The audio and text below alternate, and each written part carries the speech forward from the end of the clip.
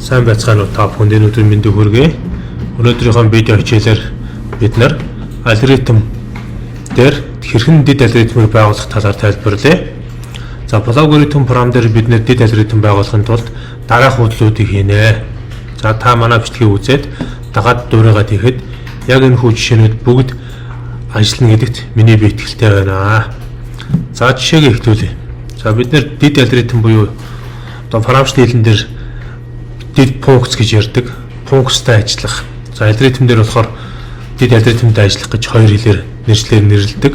Энэ хүү үйлдэлийг алгоритм програм дээр хэрхэн хийх талаар тайлбарлая. За юуны өмнө function manager цонх руу ороод шинээр функц нэмнэ.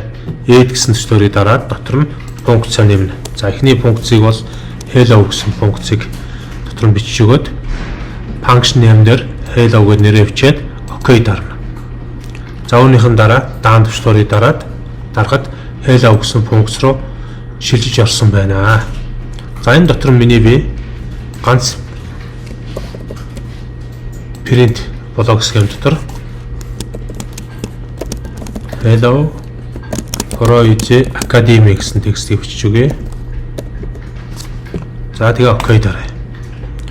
За энэ хүү hello гэсэн функцийг үндсэн main гэсэн функц дотор дуудаж ажиллуулахын тулд бид дараах үйлдэлийг хийх ёстой. За үүнд юу хийх ёстой вэ гэхээр call гэсэн блок схем дотор түрүүний hello гэсэн функцаа нэрийг бичиж өгнө. За ингээ OK дараад run дарахад түрүүний hello гэсэн функцийн өгдлийг дуудаж дэлгэцэн дээр өгдөл хэвлэгдэнэ. За hello Proize Academy гэдэг текст хэвлэгдэж байна. За энэ дээрээс бид нар юуг ойлгох ёстой вэ гэдгийг товчоор тайлбарлая. За ойлгох ёстой зүйл маань болохоор өмнө нь бидний үзсэн алгоритмын бүх үйлдэлүүд main гэсэн энэ main-с end-ийн хооронд бичигдсэн үндсэн алгоритм дотор өгдлөө хийж, өгдөл дээр бодолт хийж, үйлдэл хийжсэн. За өнөөдөр тэгвэл бид нэр main-с гадна дид алгоритм буюу энэ hello гэдэг алгоритмыг үүсгээд дотор нь дид алгоритм дотор hello Proize Academy гэсэн текстийг хэвлэсэн.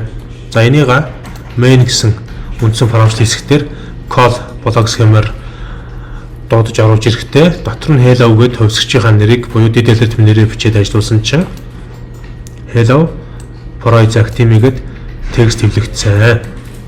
За тэгвэл одоо миний би дахиад нэг шинээр яг ижилхэн дид функц буюу алгоритмыг байгуулж үзүүлье. За шинээр дид алгоритмыг байгуулахын тулд main гэсэн дүрсэн дээрээ дараад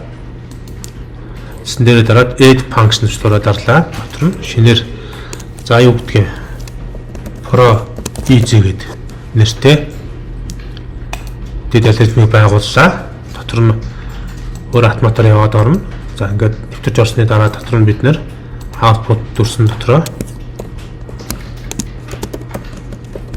this is function за or sub algorithm гэж бичээ. Algorithm. За ингээ OK. Дараад үндсэн main дээр очиод түрүүний call гэсэн блок схемийн тусламжтайгаар Proize гэдэг function буюу функц дид алгоритмаа дуудаж өгье. За run төслөөрөө дарахаар хаяулаа ажилласан байгаа үр дүн гарна. За энэ дээр хаяулаа ажилласан үр дүн маань харагдаж байна. Эхний hello Proize Academy бол зөвхөн hello гэсэн энэ функцаас ажилласан үр дүн. За харин хоёр дахь this is function or sub algorithm гэдэг текст бол Proize гэсэн дид алгоритмаас ажилласан үр дүн байна. За ингээ өнөөдрийн видео бичлэгт анхаарал хандуулсан та бүхэнд баярлалаа. Манай сувг танд таалагддаг бол манай бичлэгт лайк дараарай. За мөн манай сувгийг subscribe хийж дагаарай. Найз нөхөдөө хуваалцаж share хийгээрэй. За бяцхан сэтгэлийн хандвийг манай данс руу бас өргөөрэй гэж хүсэж байна. За анхаарал хандуулсан та бүхэнд баярлалаа. Дараа дахин уулзцгаая.